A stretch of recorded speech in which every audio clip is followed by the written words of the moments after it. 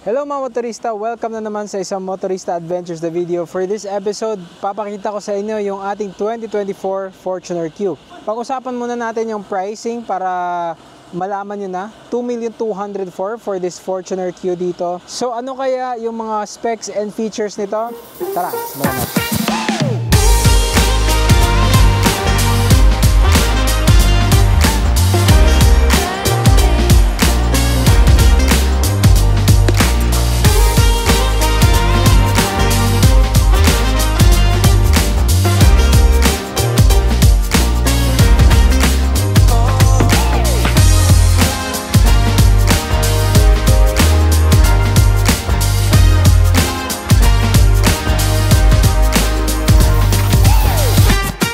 So ayan yung ating Toyota Fortuner for 2024 mga motorista. This is the latest update sa kanya.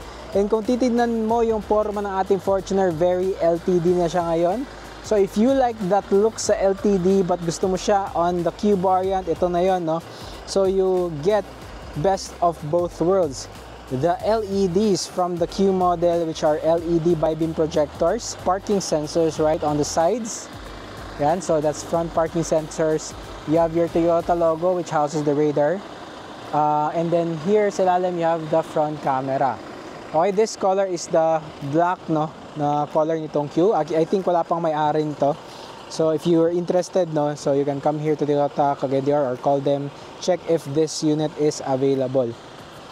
So another thing that's also changed is the rims. Kung titignan mo siya, it has that silver and black finish. So yung tire natin is Dunlop, yung gamit Grand Trek. And you also get a tire size of 265 by 60 R18. So when it comes to the engine sa ating Fortuner Q, it's the same engine sa top of the line LTD natin. So you get the 2.8 liter 4-cylinder engine that puts out 200 PS of maximum output and 500 Newton meters of torque. If you want the more powerful output, go for the GRS model. Pero sa mga LTD and also for the Q variant, I think it's still the same power figures as before. Titignan nyo naman yung side ng ating Fortuner Q, same silhouette siya as before. I really like black color. Very elegant to pag malinis. And you have your chrome door handles right here. Meron tayong camera sa ilalim. And you have your roof rail that's also colored black. I really like this chrome dito na garnish, no, papunta sa likuran na part. And at the back, kita nyo naman yung design feature niya dito. You have 4 sensors at the back. You have blind spot monitoring as well. That's advanced driver aids.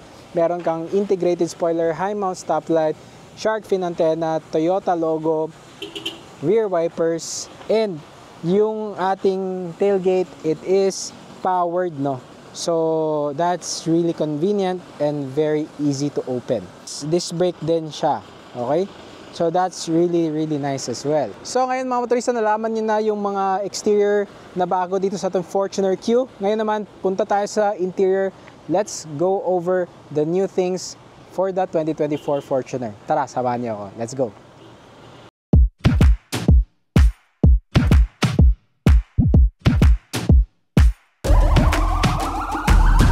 This is the moment we waited for. Everything you want is right here. We gon' give them what they came for. We gon' take it up from last year. Shoot 'em a shot, boy, I'm long range. Me and the team on the same page. Inside the 2024 Fortuner Q. Now, aside sa changes sa labas, no, na napaka-significant when it comes to its looks, dito sa loob mga motorista, mas subtle yung mga changes dito, no. So bago natin ipakita yung mga changes dito, let's take a look at what's in store for us dito sa ating Fortuner Q. Now, the Fortuner Q mga motorista is on the mid-upper level na siya na when it comes to the equipment list. No? I really like the steering wheel mga motorista. It is leather, it is white stitch. Kita nyo naman dyan. So, you have your Toyota logo here. You have your audio controls dito na side. And then sa kabilang side is your navigation buttons. No? This Fortuner has advanced driver aids, of course.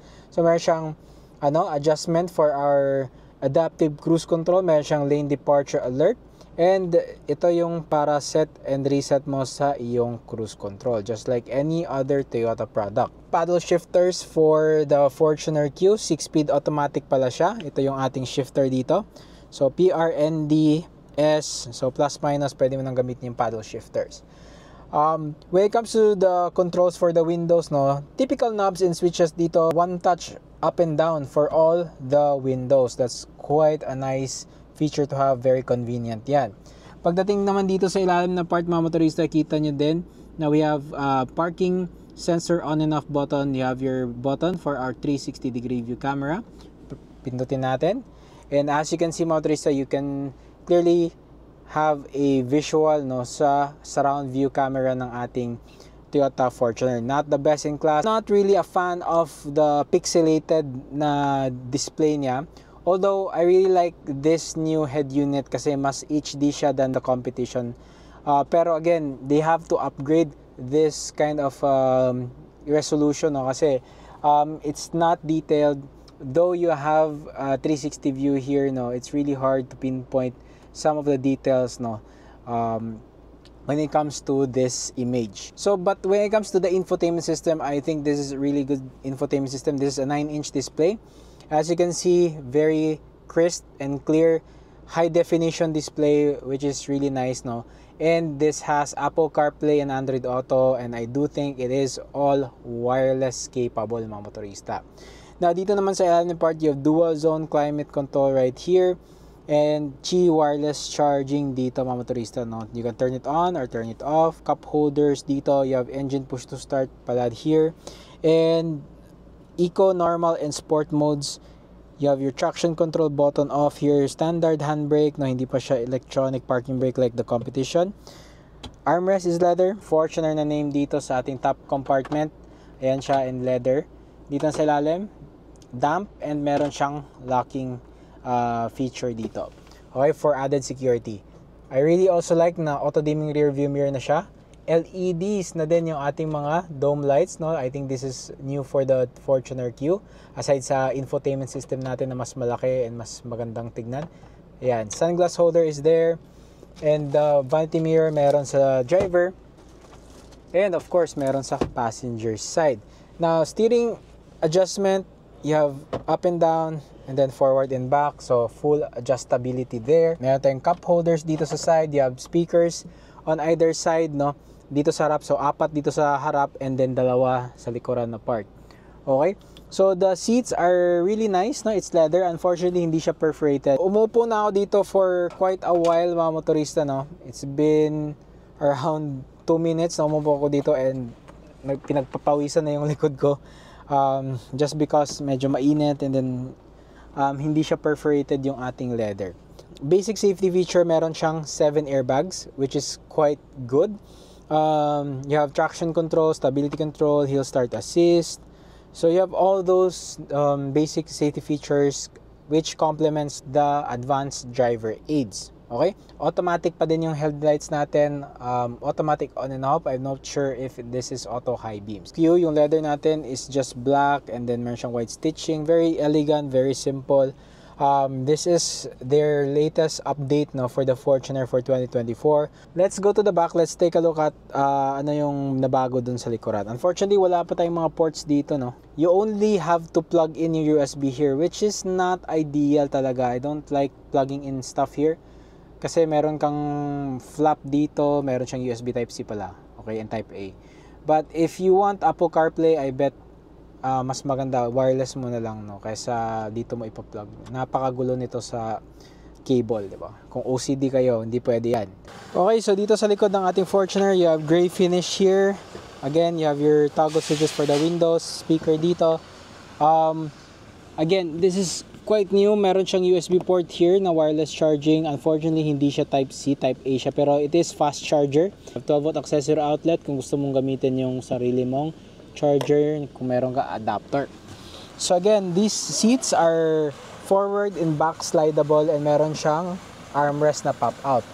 Another thing that I really like is you have LED na mga ilaw dito, and then meron tayong fan speed control dyan. Okay, ito yung mga vents natin dito sa ating Fortuner. Yung Fortuner Q natin, medyo nag-bump up na siya in price. Noon, I think it was below 2 million or just 2 million pesos. Ngayon, 2,204,000 na siya. Okay, so itong nasa likod natin is black model. So if you are looking for an SUV, I think you should look at the Fortuner Q. If you're looking for that amount of budget, for a new SUV nowadays. I think the Fortuner Q is also a really nice contender in the segment. Special thanks nga pala sa Toyota Cagayan de Oro para sa pagpa-video ng kanilang 2024 Fortuner dito sa kanilang showroom. And kung meron pa kayong mga katanungan mga motorista, go and call Toyota Cagayan de Oro sa kanilang mga official contact numbers. You can find it on the internet. Maraming salamat mga motorista for watching this video and I'll see you on the next one.